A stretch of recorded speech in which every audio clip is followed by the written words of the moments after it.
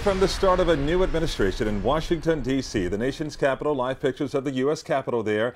At high noon on Friday, Donald Trump will be sworn in as the 45th president of the United States. And the nation's capital already buzzing with activity and final preparations for Friday's inauguration day. And Local 10 News has you covered. Local 10 News reporter Glenna Milberg is in place, but we begin with Local 10's Janine Stanwood with a preview tonight. Janine.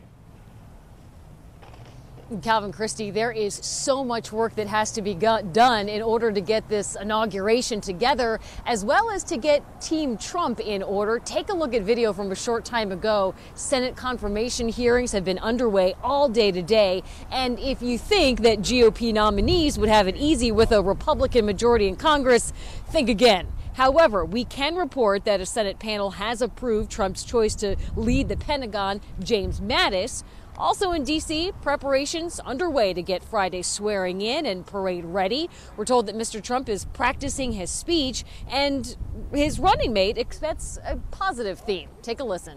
He's called people who didn't support him his enemies. Is that bringing people together? Well, I think what the American people are going to see in the president-elect is the kind of results that will bring the country together. Now, Mr. Trump says that after the inauguration, he actually is already planning some executive actions. One of them actually has to do with rolling back an executive order from President Obama, and that's an order that would shield some immigrants from deportation. Donald Trump also says he plans to have a hiring freeze for some federal workers, so we will definitely stay tuned for that. No doubt so many people are coming into Capitol Hill and all over D.C., including from the state of Florida, including our own Governor Rick Scott. With more on that side of the story, let's turn things over to my colleague, Glenna Milberg. It's true. Florida, well, you know, played a huge part in the election. Florida is very important also personally to the president-elect, and so is Florida's governor. Rick Scott actually chaired a super PAC for Donald Trump's campaign. Governor Scott was here. He was working the halls of Congress today, and he is already celebrating.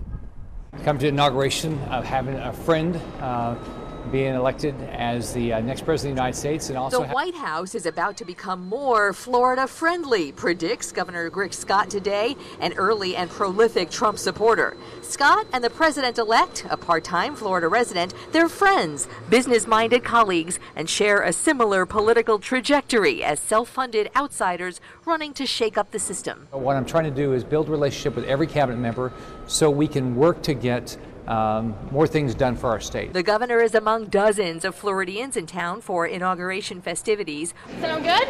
Yeah. Awesome. Right at the airport, we found groups of South Florida students landing at what could be the ultimate field trip. She teaches civics, the other two teach American history, and we teach this era of American history. So it is definitely a teachable moment. This group is from Mater Academy in Hialeah. It's my first inauguration, the first time I voted for the president. And this senior from Florida International University won this trip in an issue-driven essay contest. I did it about healthcare because it's a topic that's really important to me and my family. It's something that I think is one of my main concerns for the upcoming presidency. Well, and Governor Rick Scott today said one of his priorities is helping to repeal and replace the Affordable Care Act as well. Big topic here in Congress. Tonight, though, it's a little bit of work and play. The governor and his wife are hosting the Florida Sunshine Ball. That is invitation only for a few hundred people, and that is being paid for and sponsored by the governor's Let's Get Back to Work Political Action Committee. I'm Glenna Milberg, live in Washington, D.C. tonight, Local 10 News. The next 48 hours for both you and Janine, quite busy. Thanks a lot, Glenna. And do stay with Local 10 for complete coverage of the inauguration day. Janine and Glenna both are going to be giving us live reports all day Friday. You can catch them again tonight on Local 10 News at 11 o'clock.